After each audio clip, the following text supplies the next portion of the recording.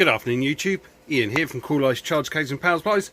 Hope you're all safe and well wherever you are in the world, and if you're in the UK, hope you're enjoying the sun and not getting sunburnt or suntan too much, because we are definitely getting some nice weather of late. But anyway, without further ado, I've got another charge case I'd like to show you. I'm going to try and keep the intro quite short and sweet, but obviously then go on and open the lid and start communicating with it about what I've done to it and what I've not.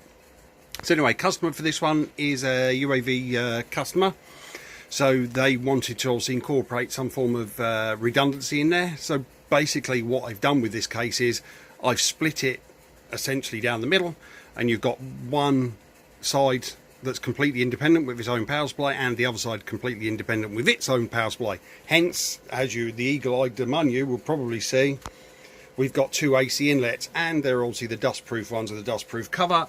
I'll zoom in on this one, so as you can see, it all nice and fits quite well. And of course then when it's closed up, it's gonna be, now can I do it one-handed? Yeah, once it's in, it'll go. So there we go. And it's protected from the dust. And the good thing is also, because it's I try and locate stuff like this within the strengthening ribs or whatever, so it's not going to get knocked in transit, which is good. And of course the right hand side is the one where obviously I've got an AC lead plugged in. So let's open the lid, my usual plaque on top, and voila. So this case comprises of obviously two ISDT P30 chargers, and obviously then I have brought out their charging ports again to obviously this particular one on the left hand side to the left. So we've got channel 2 at the back, denoted by the laser etched laminate, and channel 1 below it. And obviously we've got the usual XT60 output in parallel with AS150 connectors. So it took a little bit longer to do this, because originally I had the connectors and obviously the JST XH9 pins for the 8S LiPo count.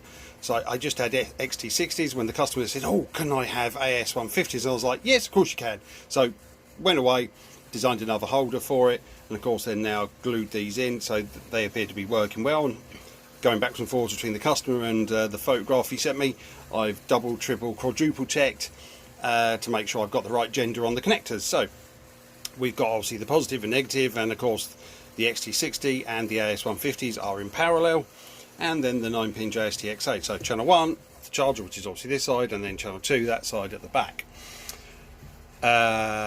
Radial cooling fan again, with obviously the slots cut into the deck, and as you can see, this deck material is the black embossed material, which has been a little bit more popular lately when obviously I've given people the options for it, because it literally, yeah, it's just got that nice patterny finish. I can go a bit closer. So no carbon look on this one. Again, going to the back, so we've got the radial fan again this one is powered off of this power supply setup, and I couldn't get 24 volt ones sadly on this one, so I've got 12 volt with a buck converter wired then in line to it, so it's obviously then dropping 24 volts to 12. But of course, if in time we ever need to replace that, we can easily replace it with 24 volt ones, because again I just got the JST 2-pin connection on those, so the customer can swap that without having to come back here. USB charge ports, and again, if we draw an imaginary line down the middle, this half of the case is completely independent of that one. So that one will obviously be powered by the power supplies on this side, and when it is, of course, then it will show you, then it's on the little LED display in the middle, that it's getting 24.3 volts, I think it is, off the top of my head, which is quite a good indication to tell the customer whether the power supplies are working correctly or not, because obviously if one fails, then you're obviously only going to be getting 12 volts out of it, and this is going to give you an indication of that, so it's great. And then of course then we've essentially mirrored it on the right hand side. So again, another ISDT P30 outputs, channel 1, channel 2, AS150s, XT60s, and 9-pin JST XH. And of course then obviously that I've mirrored and then inverted the text then to obviously denote where the pin outs are on the JST XH. And of course then I've done the usual modification there, so it allows 2 to 8S quite easily without modifying the connector. So let's flick it on. Hear the power supplies click, and of course then the ISDT P30 has come to life, and I've changed it to the dark thing.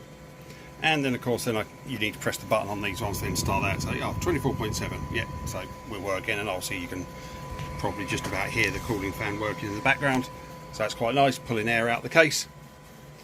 So yeah, nothing in the lid on this one. We've kept it simple on this, but of course if the customer so desires later down the line, we can obviously add a lid build to that, so you can put any leads or anything in there. That's easy enough to do.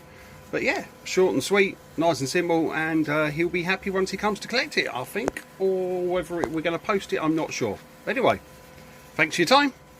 See you soon. Take care of yourself. Like, share, subscribe, and for all your charging needs, give me a shout. Cheers. Bye-bye.